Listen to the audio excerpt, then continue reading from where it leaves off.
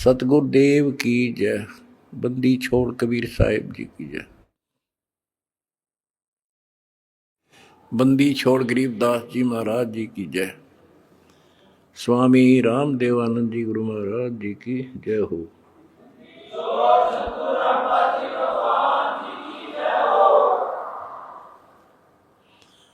सत साहिब परमेश्वर कबीर जी की प्यारी संगत को, विश्व की सारी संगत को दास का आशीर्वाद है। परमात्मा आपको मोक्ष दे, सुखी रखे, काल कष्ट से आपकी रक्षा करे। बच्चों, आपको सत्संग से, तत्व ज्ञान से रंग दिया है, आपको परिपूर्ण कर दिया है। आज मानव एजुकेटेड है, शिक्षित है, आसानी से समझ जाता है अच्छे और बुरे को। परमात्मा की विशेष श्रद्धा है। ये साइंस परमात्मा ने मानव को दी, जिसके कारण आज ये सोशल मीडिया परमात्मा कबीर जी की देन है। और प्रचार का एक नंबर का साधन यही है। हमारा भगवान पूरा, हमारा ज्ञान पूरा, और समाज की सभी बुराइयों से मुक्त मेरे भक्त भी देवी देवता से कम नहीं। आज के दिन यदि पृथ्वी पर देवी और देवता हो तो आप कबीर जी के बच्चे हो। ये अब समाज को भी समझ में आ चुका है कि यदि बसना चाहते हो, सुखी होना चाहते हो, तो ऐसे बनना पड़ेगा जैसे संत रामपाल जी के बेटा बेटी हैं। बच्चों, पहली बात तो ये है कि भक्ति मार्ग जो है ये खंडे की धार पर चलना है, यानी तलवार की धार पे। कब तक? जब तक हमारा ज्ञान और समाधान पूर्ण समझ में नहीं आता। और जब ये समझ आ जाता है, इसमें आने वाले कष्ट जो होते हैं वो हमारे लिए वरदान बनते हैं। ये अब आपके आसानी से समझ में आ जाएगा। अध्यात्म की सफलता का मूल कारण है कि राज्य रमता राम की, रजा दरे जो शीस, दास गरीब दरस परस, तिस बैठे जगदीश। ज्यों रखे त्यों ही रहूं, और मेरा के चारा, खाने जाद खरीद हूं, गुलाम तुम्हारा। आपको सत्संग के माध्यम से सुना करते हैं हम, कई उदाहरण भी दिए जाते हैं कि एक राजा था, वो नास्तिक था, उसका वजीर आस्तिक था। और भगवान पर विश्वास करने वाला था कि जो परमात्मा करता है वो अच्छा करता है। बहुत अच्छा हुआ। एक बार राजा अपनी तलवार को की धार चेक कर रहा था, खड़ा खड़ा। आसपास और भी मंत्री थे और वो आस्तिक मंत्री भी खड़ा था।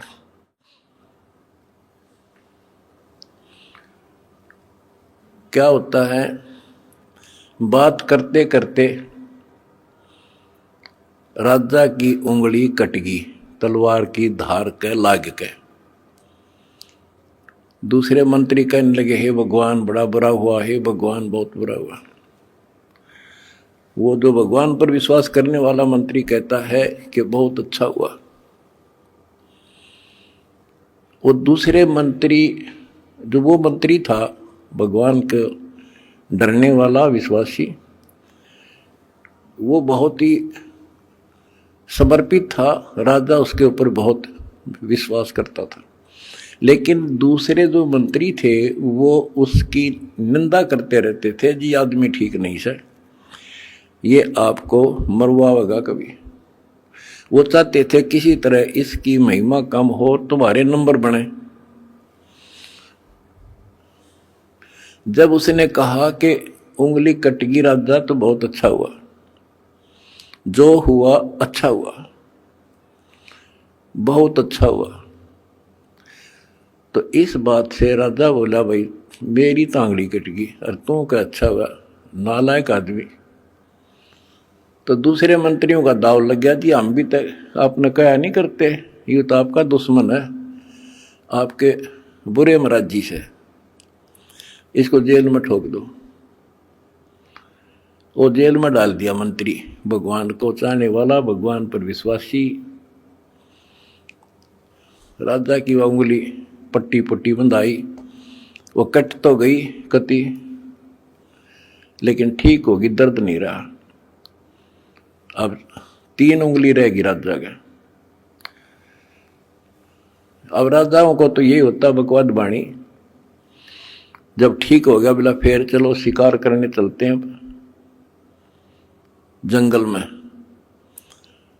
वो जो मंत्री था, जो चापलूस था, उसके स्थान पर महामंत्री बना दिया राजा और वो मंत्री, क्योंकि तो उसका चमचा था खास। राजा के 7 घोड़े गेल गेल भाग्या था, जिधर भी राजा जावे वो दोनों मार्ग पे चल गए। मार्ग भूल गए तो जंगल में गहरा चले गए। वहां कोई जंगली लोगों का बलि पर्व था, अपनी देवी को बलि चढ़ाना था, नर बलि, यानी आदमी को काट के उसको समर्पित करना था ताकि देवी खुश हो।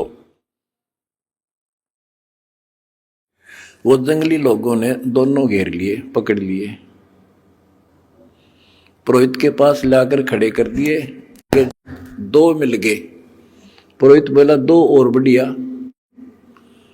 दोनों को चढ़ा दो।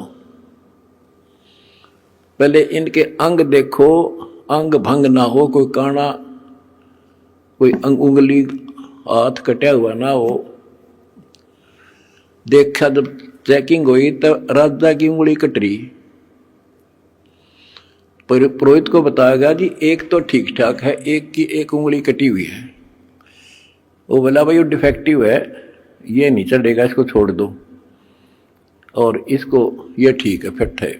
और दूसरा जो चापलूस था मंत्री, उस भगत की रोज निंदा करा करता था, वो फंस गया और वो चढ़ा दिया बलि, राजा छोड़ दिया। अब राजा ने तो उस मंत्री की कोठरी का गबाट जाकर पीछा देखा, जिस जेल में वो रोक रखा था कोठरी में, उसको खुलवाया और उससे कौड़ियों मिला नो, अगवाई उस दिन आप ठीक को थे, अग बहुत अच्छा हुआ, जया मेरी उंगली ना कट्टी होती तो आज मेरी जान जानी थी। भाई मैंने आपको नाजायज तंग किया, माफ कर दे। बोला जी आप राजा, मैं मंत्री, मैं क्या माफ करूं, आप जो करो और कर लियो, पर एक बात बता, मेरी उंगली कट गई तो मेरे लिए तो अच्छा हुआ, पर आपको 6 महीने की जेल हुई, आपके लिए क्या अच्छा हुआ? मेरे लिए मेरी जान बच गई, क्योंकि मैं आपके साथ होता उस महामंत्री की जगह, आज मैं बलि चढ़ता। ये 6 महीना की जेल में मेरी मौत बच गई। तो बच्चों, परमात्मा जो करता है अच्छा करता है। इस 11 साल की तपस्या में क्या पता कौन सी करड़ाई टड़ी हो, और परमात्मा जो करता है वो अच्छा करता है। हमारे मन में कभी दोष से नहीं आया, ना सोचिए कि गलत हो सकता है। फिर विश्वास बिना भगवान नहीं मिलता। तो इसी प्रकार हमने परमात्मा के ऊपर समर्पित रहना होगा। क्या होता है, जैसे 9 नकली दुकान है और एक असली होती है। इंसान नकलियों पे घूम घूम के ठग के और सबको एक आंख से देखता है, सारे इसे हैं। तो इसी प्रकार आज संत मार्ग के अंदर संतों की जो कथनी और करनी है उसमें बहुत अंतर है। इस करके समाज ने ज़्यादा से ज़्यादा गणी नहीं तो 50% समाज रिजेक्ट कर चुका है साधु संतों को। अपने हिसाब से चाहे कोई पत्थर पूज रहा है, चाहे कोई तीर्थ जा रहा है, वो कर रहा है। इसका कारण क्या है कि हमें परमात्मा का ज्ञान नहीं हुआ और परमात्मा से मिलने वाला लाभ हमें प्राप्त नहीं हुआ। जो भी हमने साधनाएं की, परमात्मा को पाने के लिए राज त्याग दिए, घर छोड़ दिए, कठिन तपस्याएं की, लेकिन जो परमात्मा से अपेक्षित होता है वो मिल नहीं पाया। आखिर में इंसान नास्तिक हो गया, चोरी करके उस पूर्ति को पूरा करने लगा।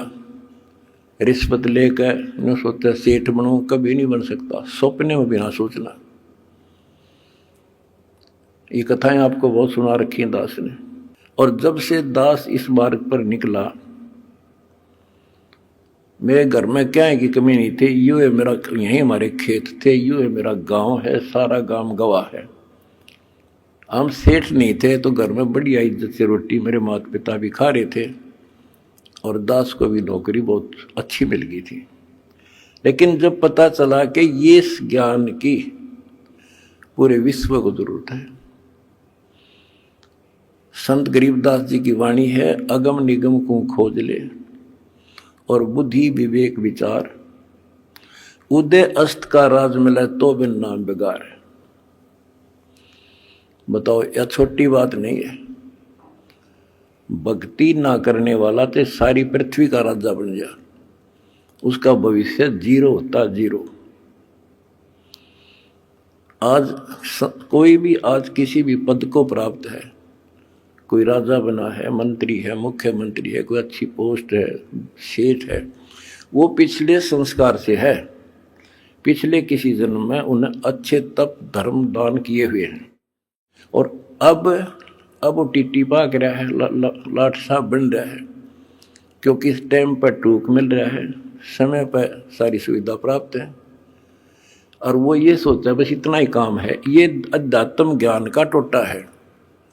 उस अध्यात्म ज्ञान के टोटे को पूरा किया मैंने सभी ग्रंथों से, सभी महापुरुषों की वाणियों से एक कर दिया।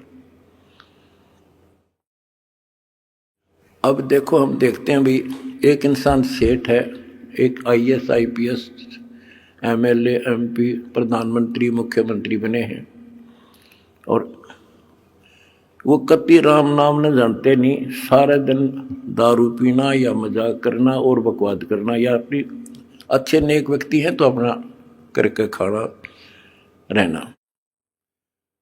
और हम सोचते हैं कि ये भक्ति जो कर रहे हैं, वो ये सोचते हैं कि हम भक्ति कर रहे हैं और फिर भी कोई ना कोई कष्ट थोड़ा बहुत आ ही जाता है।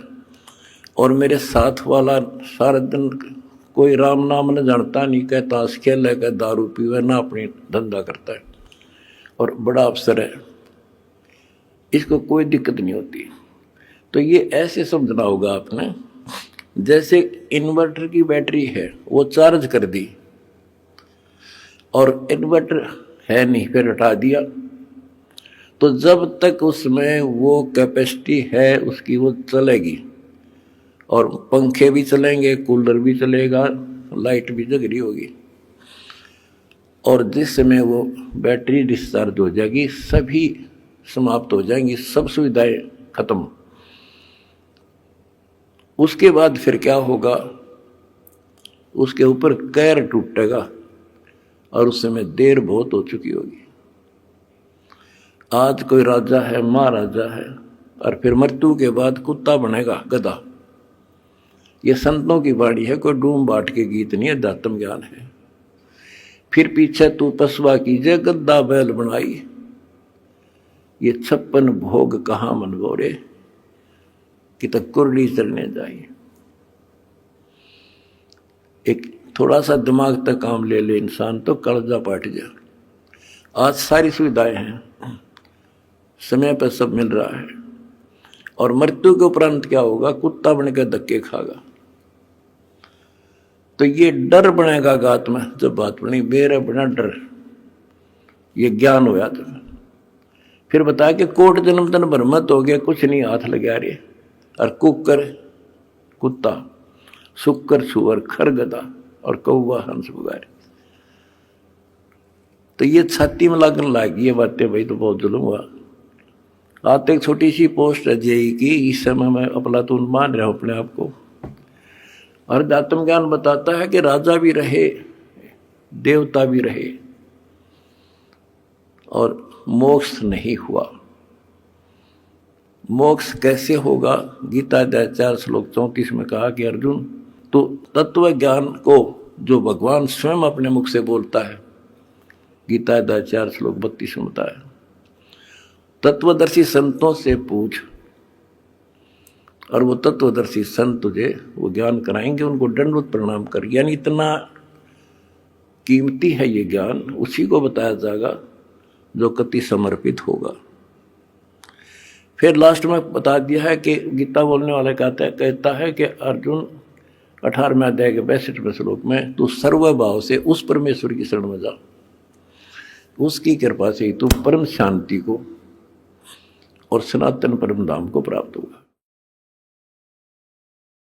एक तो इसी ये बात क्लियर हो जाती है कि गीता ज्ञानदाता से कोई और है परम शक्ति, जिसकी भक्ति से परम शांति होगी और सनातन परम धाम सतलोक प्राप्त होगा, सत्य स्थान।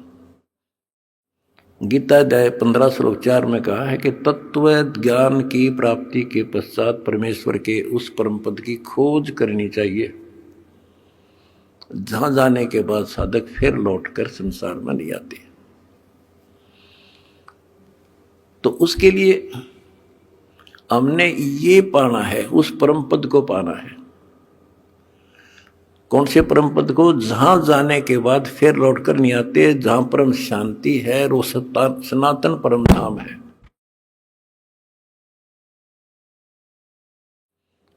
तो वो कैसे प्राप्त होगा, वो तो तत्वदर्शी संत बताओगा। वो गीता के अंदर वो ज्ञान पूरा नहीं है।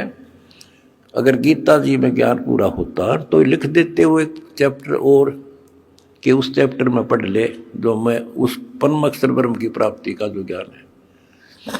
तो इसलिए वो तत्वदर्शी संत आज ये दास है। और मेरा निवेदन है सारी पृथ्वी के मानव से, दास ने एक पुस्तक लिखी है, 2-3 पुस्तकें हमारी मेन, एक तो ज्ञान गंगा है। इस ज्ञान गंगा को जो पढ़ लेगा जी ला के, उसकी 101 पीढ़ी पार हो जाएगी, 101 पीढ़ी।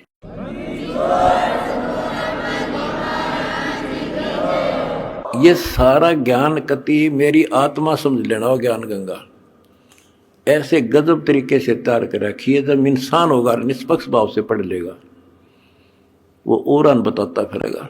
इन देखते तो है नहीं, हाहाकार मचाते हैं, इसमें ये लिख दिया वो लिख दिया। एक भी उस पुस्तक में बगैर शास्त्र प्रमाण में शब्द नहीं बोला। अगर उसमें जो लिखा हुआ गीता से, वेद से, पुराण से, कुरान से, बाइबल से, अगर उसमें गलत है तो फिर वो आपकी पुरानी पुस्तकें खराब हैं। लेकिन पुस्तक गलत नहीं, हमारी बुद्धि खराब है, हम समझ नहीं पाए। दूसरी पुस्तक है जीने की राह। उस जीने की राह पुस्तक पढ़ के करोड़ों भक्त सुधर गए, बच्चे छोटे छोटे भी। वह ऐसी गजब समाज सुधार की पुस्तक है।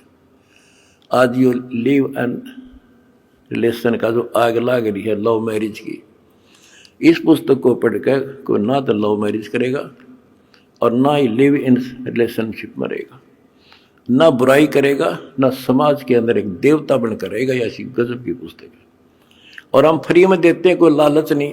कोई मैंने सोचे भाई रामपाल अपने कोई लालच कर रहा होगा, ये समाज ने पता चल गया मैं लालची हूं कि ना हूं। मैं केवल परमार्थी हूं और परमार्थ की ट्रेनिंग मैंने अपने बच्चों को दे रखी है।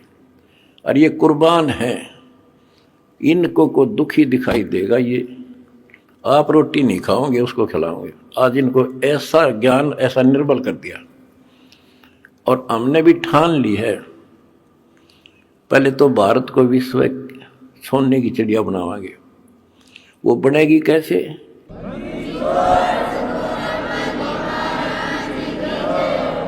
जीने के लिए अन्न की आवश्यकता है, अन्नदाता किसान है और किसान की कांच काट रखी। अब हम सबसे पहले मजदूर और किसान का डट कर साथ देंगे। कोई आपत्ति आवेगी या किसी को वैसे को किसी कारण से और समस्या आती है या मजदूर को, ये दो ही हैं जो आज दुखी हैं। और तीसरी बात होगी, अगर ये नाम से जुड़ जाएंगे तो हमारा काम हल्का हो जाए। भगवान सीधा कनेक्शन देगा, इनमें सीधा लाभ देगा। अब भगवान कहते नाम क्या करता है, भगवान क्या करता है। जैसे शुरुआत में हमारे गांव में लाइट बिजली नहीं होती थी और बिजली की तरह शुरुआत हुई लगवाने की, तो एक आधी जगह को एक्सीडेंट हो गया, इंसिडेंट न्यों पता लग गया भाई वहां बिजली ने पकड़ लिया, मर गया। तो उससे और डर बन गया लोगों के। हमारे गांव में बिजली की शुरुआत हुई, मैं जब जेई लगा ही था तब तक हमारे घर में बिजली नहीं थी, सन 1977 तक, और ना नीयत थी लगवाने की। तो मैंने आके अपने एक दोस्त था मेरा यहाँ, वो बिजली का काम करता था, कुछ लोगों ने लगवा ली थी गांव में भी। मैंने उसको कहा भाई तो घर वालों से कह तो सामान ले आ, मैं सामान दे दूंगा, बता कितना सामान क्या फिटिंग का इसमें पैसे लगेंगे। उसने बताया 1200 रुपये लगेंगे, मैंने दे दिए। वो सामान लेकर घर आ गया, मैं चला गया ड्यूटी पे। और वो बोला भाई मेरा ताऊ ने बोला, तुम्हारा उम्र में छोटा था, उनने एक चाचा था मेरा ताऊ बाबू फादर का भाई लागे, बोला भाई थारा बिजली लानी है। वो बोला तो अपने माँ बाप का ला ले बिजली, भाग जा रखी तो बकवास करे तो मारे क्यों लाओ बिजली, तू अपने ला ले। यानी बिजली को इतना गलत समझते थे। जब तो मजाक चल रहा था उनका, फिर माँ आ गया सामने, तो वो बोला भाई और ने बोले थारे घर वाले, तो बोला तुम अपना ला लो इस बिजली ने। वो बोला कोई बात ना, नबेरा को ना तू फिटिंग कर दे। फिटिंग करवा दी, कनेक्शन ले दिया, मोटर लगा दी। पहले हाथ से काटा करते नो सानी, और मेरी माता नो पीछा करती 2-2 घंटे 2 किलो वाचा किलो आदि। जब उनके सामने वह लाइट चली और मोटर कट्टा कट सानी काट दी, फिर ने बोले भैया तो भूला लाग रही थी तो पहले लवानी थी। तो बच्चों इसी प्रकार और परमात्मा की पावर का कनेक्शन है जो आज दास एक लाइन में मिल का आपको दे रहा है। जिसका यू लाग जाएगा कट्टा कट काम होगा आपका।